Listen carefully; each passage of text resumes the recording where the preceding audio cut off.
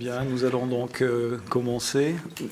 Je vous prie de nous excuser de ces quelques minutes de retard dû à quelques petits ratages autour de la gare. Voilà.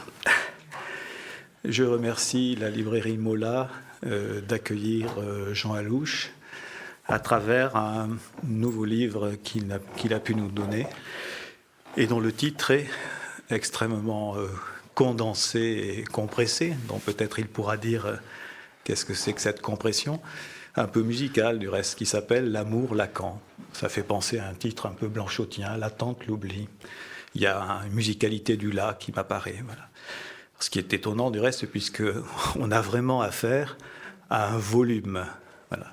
Alors il arrive à Jean Alouche d'écrire des petits opuscules, de tout petits opuscules, comme la psychanalyse est-elle un exercice spirituel, par exemple, mais il lui arrive aussi d'écrire des volumes, notamment autour de l'aimer de Lacan, et notamment autour de la question du deuil. Voilà. Volume est un mot intéressant, puisque c'est un mot à plusieurs dimensions, un mot qui aussi rappelle cette question de l'enroulement de ces papiers, de ces cylindres autour d'un bâton. Donc peut-être va-t-il vous conduire dans tous les enroulements et déroulements qu'il a repérés autour de ce travail de sériel très précis concernant la façon dont Lacan a mis en jeu cette notion d'amour, cette notion de transfert, de sujet supposé savoir, les entrelacs et les liens, les changements, les chassés-croisés aussi avec le rapport sexuel, autour de tous ces termes lacaniens, sans pour autant les prendre comme des catéchismes, mais en essayant, en tant que lecteur, de les faire jouer. Voilà, donc je lui laisse la parole. Bien, merci beaucoup. Merci donc effectivement à la librairie Mola qui m'accueille aujourd'hui si gentiment. Je ne vais évidemment pas résumer comme ça en une heure un pavé de je ne sais combien de pages. Et j'ai plutôt choisi de vous introduire à une question qui est voisine, qui s'articule avec ce dont il s'agit dans ce livre, en préparant quelque chose d'inédit, c'est-à-dire que voilà quelque chose dont je n'ai parlé nulle part ailleurs et que j'ai un peu travaillé pour notre réunion d'aujourd'hui. C'est une histoire. Olivier Flournoy, j'imagine que ce nom ne vous dit pas grand-chose. Olivier Flournoy était un psychanalyste. Il est décédé et juste avant de mourir, il a écrit un livre qui est à la fois un livre de théorie et de mémoire. Donc Olivier Flournoy était un psychanalyste suisse et d'une grande famille de psychanalystes. C'est-à-dire que son père lui-même était psychanalyste. Et même quand il était âgé de 3 ans, son père l'avait pris dans ses bagages avec sa femme et sa sœur aînée pour quelques mois passer à Vienne pour que le père puisse faire son analyse chez Freud. Donc il était vraiment, vous voyez, dans une espèce d'ambiance psychanalytique comme il y en avait à l'époque. Et d'autant plus que la sœur de son père a épousé le fils du grand linguiste de Saussure.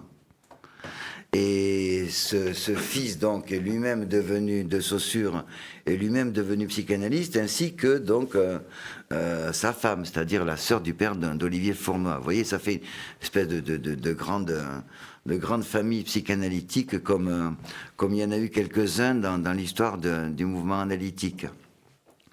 Et donc, Olivier Flournoy vient à Paris et fait son analyse, décide de faire son analyse avec un psychanalyste, je ne sais pas si son nom vous dira quelque chose, il est décédé, qui s'appelait Daniel Lagache. Daniel Lagache, ça vous dit quelque chose, Daniel Lagache? Il était professeur à la Sorbonne, il a été mon prof d'ailleurs à la Sorbonne, en philo, et il était partisan de quelque chose qu'il appelait l'unité de la psychologie. Et c'était un point de différence, pour le dire à minima, et quasi de rupture avec Lacan, qui, lui, n'était pas du tout partisan de l'unité de la psychologie.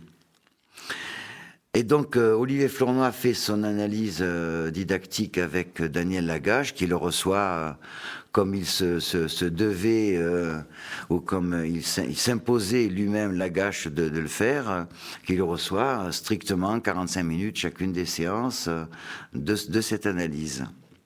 Et puis, à un moment donné, il décide d'aller demander à faire son contrôle, donc il suit le cursus. Il décide d'aller demander de faire son contrôle chez Lacan. Et là, il y a un petit sketch qui est assez amusant. Je me mets mes lunettes pour vous le lire textuellement, ce qu'a écrit Olivier Flournoy de sa première rencontre avec Lacan. Donc voilà, il lui dit « J'aimerais faire un contrôle avec vous. »« Ah !» répond Lacan. « Vous faites une analyse avec qui ?»« Lagache. »« Vous avez lu Freud ?»« Oui, enfin... » « Eh bien, lisez-le et revenez me voir après. » Voilà, c'est la première séance, donc pas de rendez-vous suivant.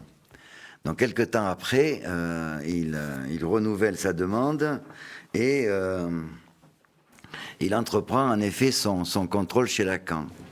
Mais bientôt, il est un peu agacé parce que, alors que chez Lagache, comme je vous le disais, les séances duraient 45 minutes, chez Lacan, ça durait 5-6 minutes, et puis voilà. Donc, ça finit par le fâcher, il est très mécontent, et un beau jour, il décide d'arrêter ce contrôle où Lacan ne lui laissait pas assez de son temps. Et il décide d'aller poursuivre son contrôle chez un autre psychanalyste connu à l'époque, qui s'appelait Pache, qui était un didacticien de l'international psychanalytique, qui avait ce Pache, cet international qui avait en quelque sorte beaucoup reculé à admettre ceux qui avaient fait scission, c'est-à-dire justement notamment Lacan, Dolto et d'autres. Et donc il va faire son contrôle chez Pache, jusqu'au jour où il lui arrive une aventure un peu curieuse. Il est en voiture, il se rend chez son contrôleur, et comme il l'écrit lui-même, il écrit « J'ai crevé un pneu ». Vous entendez, hein, j'ai crevé un pneu, je sais pas, il faut avoir un couteau et crever un pneu, sinon, je sais pas, un pneu c'est crevé, ou qu'est-ce que c'est que ce jeu qui vient ici, quoi, j'ai crevé un pneu, comme si c'était effectivement lui qui avait crevé le pneu. Alors bon, il fait comme ce que nous faisons tous dans pareille occasion, il descend, il prend son cric, et là, impossible de trouver le trou où insérer le cric.